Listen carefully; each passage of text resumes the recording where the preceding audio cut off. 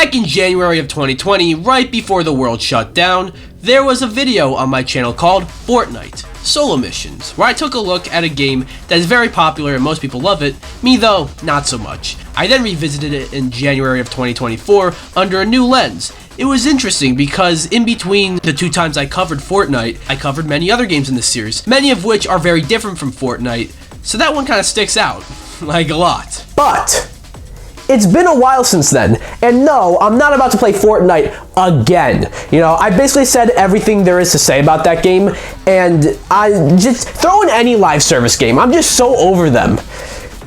Get these games out of my face! But although I did revisit Fortnite, there are other games I covered at the beginning of this series that perhaps can use a second look. My second episode was The Witcher 3 for Switch, specifically the Switch version. That one was also a weird pick. I guess it felt like, oh, I got game.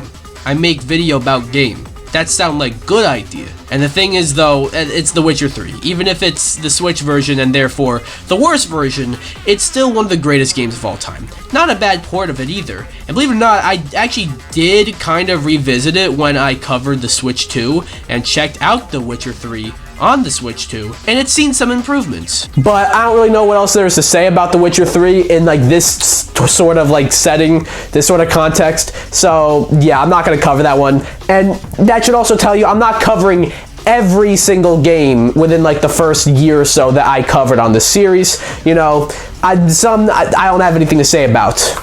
But there are some that I do. And we would need to go over to episode 3, where I covered Flingsmash is a game that exists.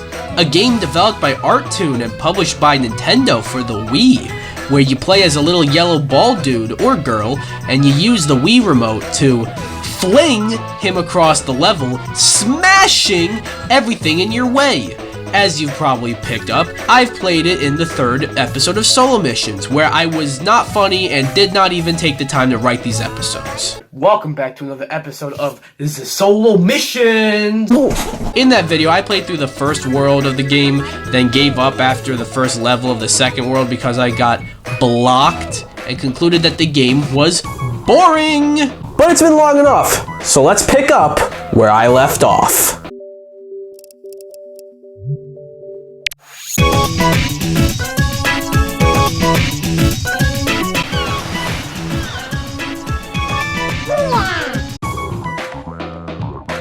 Wow, they must really like that music they played, seeing that it plays all the goddamn time. Always use the Wii remote, jacket.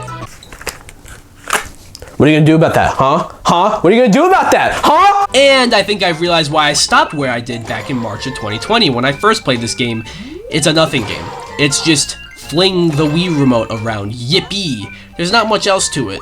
I basically touched on everything there is when I first played it. Well, almost everything. In Flingsmash, there are mini-games, and I can play those mini-games. I mean one mini-game. I can play tennis. How this works is Zip over here, that's his name by the way, is the tennis ball, and my Wiimote is a tennis racket up against the CPU, but I swear, I swing my Wii remote, and it doesn't fucking work!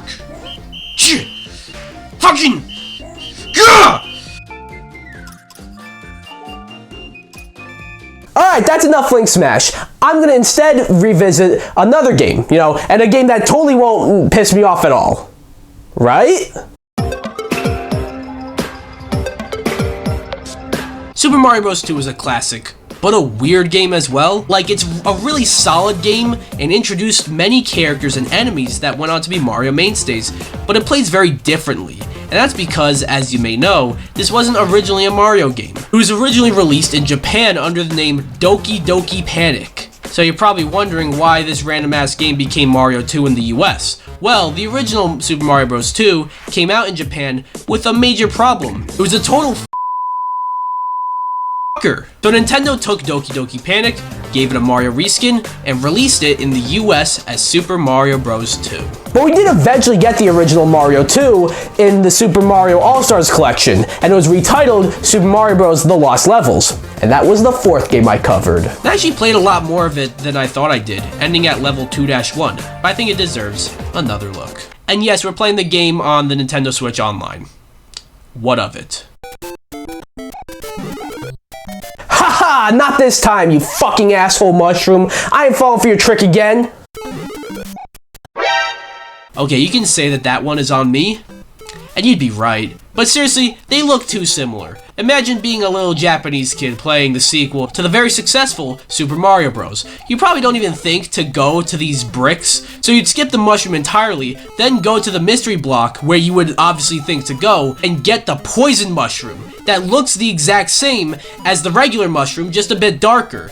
This game is evil! So far though, that's about it. Nothing too crazy has happened yet, but it is awfully similar to the first game in its aesthetics, sound, and music. I get it's a sequel, but change things up a little bit. No? Finally got an actual mushroom, by the way, and one that won't kill me as I beat the level.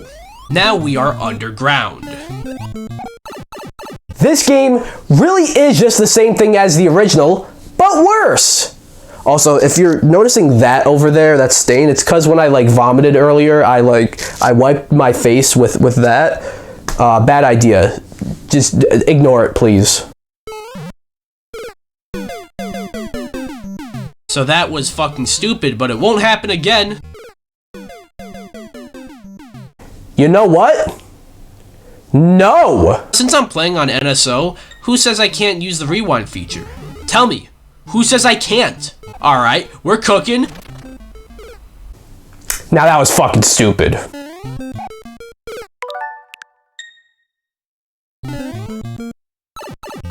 Cut that. Dude, no. Cut that out of the video. Dude, stop. Cut that. So after beating that perfectly normally with no help, I'm now playing World 1-3. And what's this? I finally get the Fire Flower?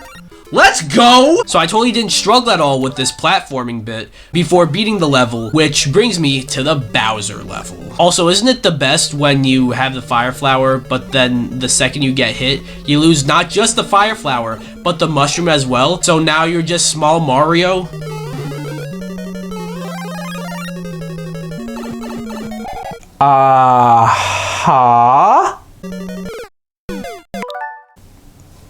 Okay, let's examine that for a second. Yeah, I don't see anything wrong with that if you don't, except for fuck! But other than that, I don't see anything wrong. Okay, so I'm about to fight Bowser. Let's go. What was that?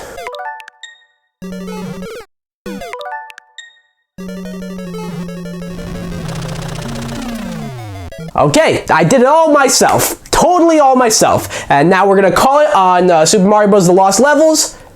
The NES version, that is. When I originally covered this game, it was just the NES version, or I guess the Famicom version.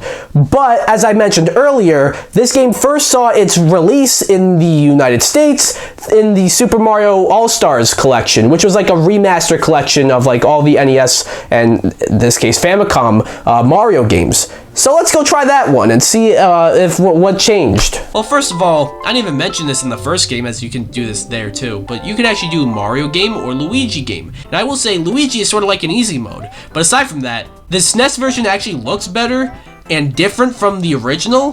The poison mushroom looks different from the regular mushroom, but it is still the Lost Levels. I'm still playing a game with annoying controls and bizarre level design. But it is an improvement, and it is cool that we got this either way. So yeah, that is the Lost Levels, the original Mario 2. But I take the Mario 2 we got any day of the week. You know, and it's usually that Japan has it better than us when it comes to this stuff, but not this time. Maybe all the other times where they were getting us back for Hiroshima, but not this time. But I'm gonna move on a bit, and I'm gonna skip a few episodes because I don't really see a need to revisit some of those games, you know. But that will bring us to... Yup, an episode about weird free games on Steam. A topic that's on everyone's mind. This episode mainly sprung from an idea where I discovered 3 very strange games on Steam that all happened to be free and wanted to make a video about them. One of those 3 games in the video was Super Bernie World, a Mario clone where you play as US Senator Bernie Sanders to help promote his campaign to be one of the candidates for the 2020 US presidential election. That didn't age well. It's a weird game. The fact that what just came out of my mouth is something that just came out of my mouth is truly bizarre. But I kind of said everything there is to say about this game when I played it. What about another game? Like B. As in like the letter B. Where you play as a bee. Like the bug bee. The thing about B, though, from that episode is if you watch it, the footage kind of crashed. So I wasn't quite able to do B justice. Now is my chance.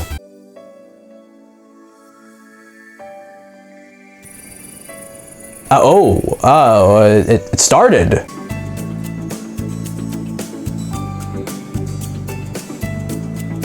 I can't believe what I'm seeing right now. Yep, that's it.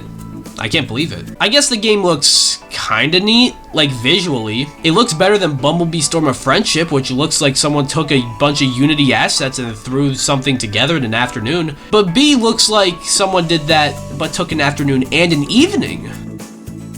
Wait a minute. B and Bumblebee Storm of Friendship? I've covered 2 B games that are basically the same. How do I decide which one is better? I mean, B looks better, but Bumblebee has an objective to fly through rings of salt. B has no such objectives of any kind, but it's free, when Bumblebee is $10, but was only $2 when I got it. But B is free. One thing Bumblebee has that B doesn't is a story. In Bumblebee Storm of Friendship, it's an emotional story about a bee trying to find his way home. In B, there is no story. But that means it's up for interpretation. Maybe B takes place in a post-apocalyptic world where humans don't exist. In fact, no life exists except for bees. And flowers too, there's a bunch of flowers there. Without a care in the world, they're just trying to live their best life. But we don't know that for sure, so I'm giving the edge to Bumblebee Storm of Friendship.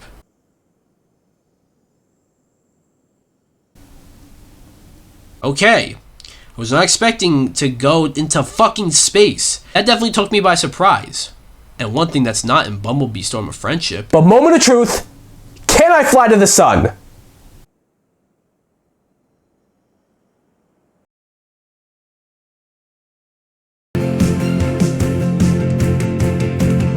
Boo! B wasn't the only weird free game on Steam that I want to revisit though. As I also originally covered, I Love You, Colonel Sanders, finger-licking good dating simulator. In case you don't know, or maybe you forgot because this did go viral, but that was a long time ago. This is a dating simulator where you can seduce Colonel Sanders. I want to invest right now. I did, like I said, cover it back in 2020, but kind of like B, technical difficulties stopped me from really doing it justice. So now, let's give a real chance to the Colonel Sanders dating sim. So it opens up with this upbeat anime opening that shows Colonel Sanders and a bunch of other characters nobody cares about. Now, one thing I don't understand is that I am given the option to continue because, as you know, I've played this game before, but then it asks me to put in my name as if it is my first time playing. I already gave you my name 6 years ago, you fucking Grent!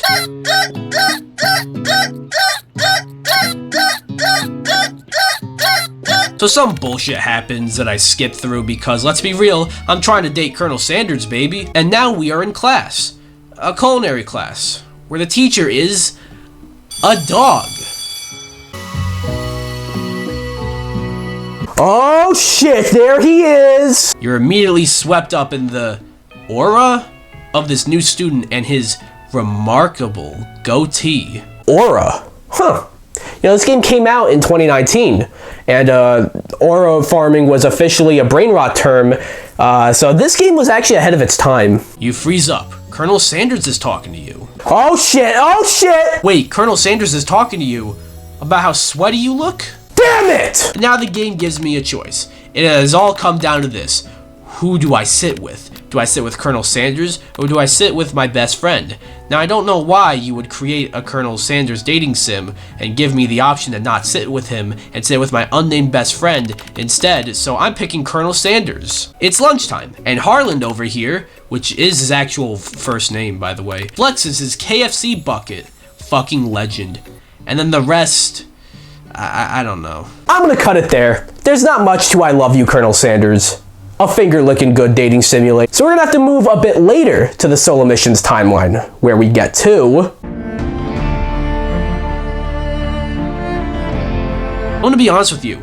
Days Gone is probably among my least favorite episodes. I feel like I over-exaggerated my criticisms with the game for comedic effect. It was also kind of a last-minute decision to make this one, I remember, and sort of rushed it. And I just don't think I did a good job covering this game. But hindsight is 2020, literally. Because I first played this game in the year 2020. But I think Days Gone, probably more so than any of the other games in this video, deserves a second chance. So the load times are still ridiculous. That didn't change. I also still find it funny that the difficulty options are easy, normal, hard, hard 2, survival, and survival 2. Looks like the difficulty's got a little sequelitis. So the game starts with a big ol' zombie outbreak, and you follow a guy named Deacon, whose wife has been injured by some little kid who just, I don't know, all I remember was making fun of this the first time around. Little kid. Big goddamn knife. Hey, help me.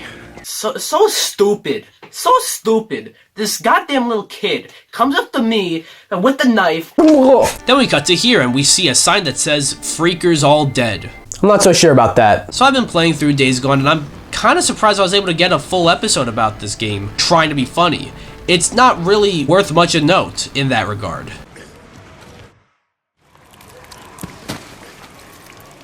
Search him. Well, before you search him, I actually have a few questions myself. You know, first off, why did it cut to you guys, like, pointing the gun at them and then you stopped? Like, we didn't get to see the interaction beforehand. And secondly, oh, I know, I only had one question. This game might not be much, but it does show a lot of Deacon being really epic and cool. That's my protagonist. This game is actually perfectly fine. I don't think it's a great game by any means, especially at launch. You know, it was very buggy and glitchy, but I actually think it has held up decently well, and people seem to have actually come around on it. Like when it was revealed that a pitch for a Days Gone sequel was rejected by the developer Bend Studio, it didn't even get to Sony, people were actually somewhat upset. I guess because this game could become a franchise and a sequel had potential. But instead, Sony wants to give us a fuck-ass remaster and a movie? Sony, you won't make a sequel because the game didn't sell well, but you think a Days Gone movie will do well? Actually, it was Bend Studio, the developer, that rejected the pitch for a sequel. But still, something tells me Sony would not want to make a sequel. I think the most interesting fact about Days Gone, though, is that it was developed by Bend Studio. Bend Studio has been around since the PS1, and they originally made a game that was not very good at all, but Sony saw their potential and the talent on display and acquired them. What game was that, though, that they originally made? Fucking Bubsy 3D! Days Gone was made by the same studio as Bubsy 3D. Hey, I mean, like, Days Gone isn't anything, like, too crazy, but compared to Bubsy 3D, good job, guys. But now, I got one final game to revisit, and it's quite a doozy. That's not to say I will never revisit any games ever again. These are just the games I covered within the first year of this series. But this one kind of breaks that a little bit. As for you see, the first year of solo missions is literally from January 2020 to December 2020, so an actual full year. But leaving that, in February of 2021, I covered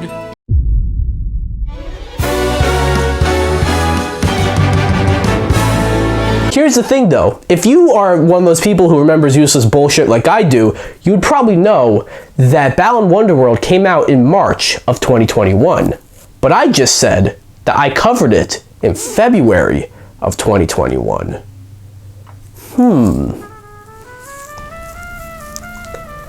Hello. Long time no see. They call me the in-depth detective. And now we must get to the bottom of this. How did DPX do a video about a game a month before it released? The first place to look is the video itself. And there was a recent demo that came out, so who knows, maybe check it out? Case closed. Yup, I did an episode about the demo.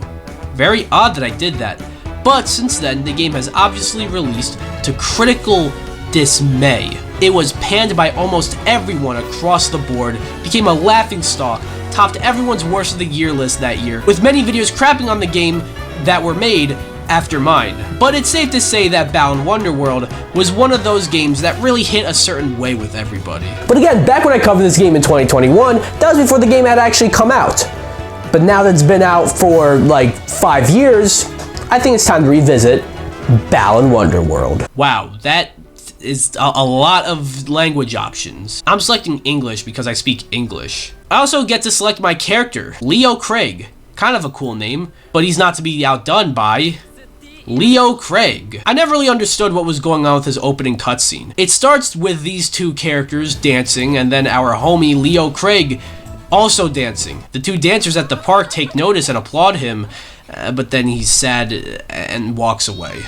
Now, I actually remember this part confusing the shit out of me when I first played it, but it actually makes a lot of sense when you read the hit book, Balan Wonderworld, Maestro of fucking Mystery and Theater of Wonder. I remember the name! See, if you read the book, you would learn that Leo and the female character Emma are described as emotionally troubled, perhaps going through some depression. More specifically, Leo is depressed because he doesn't fit in, and Emma is depressed because she has stage fright when she performs on stage. So then they meet Mr. Balan himself, who does a whole performance, which I will give the game this, the music kind of slaps. So they enter a theater space, which is basically where the rest of the game is set in, being Balan's very own Wonderworld, where everything is sunshine and roses. Now maybe you understood that, but if you played the game and didn't even like research the book at all, you wouldn't. So we made it to the gameplay. This is the sort of hub world before getting to a level. Before I even do that, every single button jumps. All 4 face buttons, your shoulder buttons,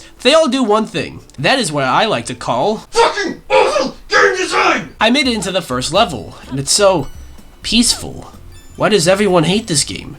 It's good vibes all around. I mean, listen to this music. How could you not be happy while hearing this?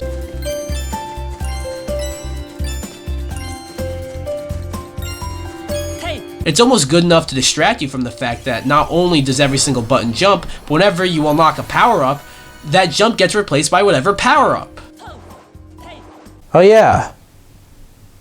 This game has power-ups. Balan Wonderworld boasts a massive lineup of costumes that give little cool new abilities. This Incineroar-looking ass dude over here unlocks a spin attack that replaces your jump and takes up every single button on your controller. Or this rabbit dude that gives you a Yoshi flutter jump and replaces your regular jump and takes up every single button on your controller.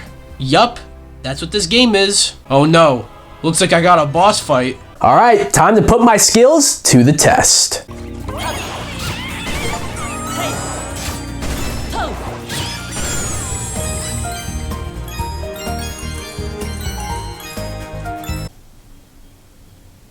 One thing about Balan Wonderworld, it's too easy. I don't even know if I should call it that because I don't think it's trying to provide a challenge. Like, was I supposed to struggle with that even a little bit? That's kind of the whole game here. You're just going through levels. There really aren't any enemies, any real obstacles, nothing. You're just there. The only thing that actually kind of puts your skill to the test is these Balan QuickTime events that feel random and out of place, and even then, it's still easy. Well, I beat the first level, and now for the second level, it's the same. It's the same aesthetic, the same music, the same vibe, different layout though. I guess it's not like a whole new world, Aladdin style or anything like that, but the game is still so blah. You get more costumes that replace your jump and takes up every single button on your controller. The worst though is the Dainty Dragon.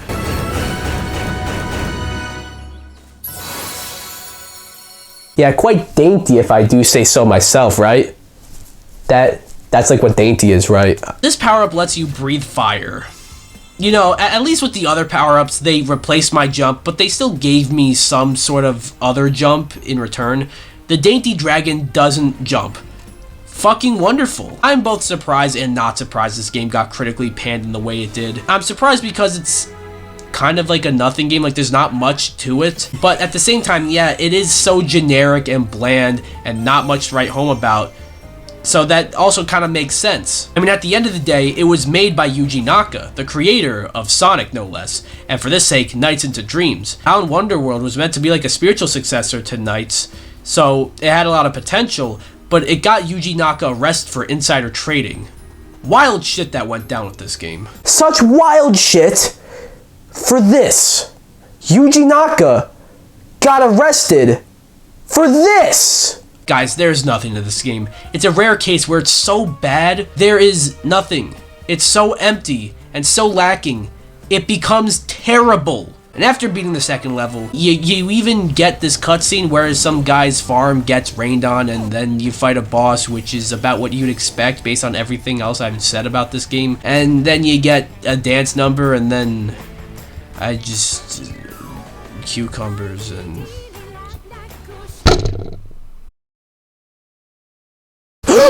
Oh my god. Okay. Wow. I think Bout and Wonderworld put me to sleep. So that's it. I've revisited some of the earliest games that I have solo missioned.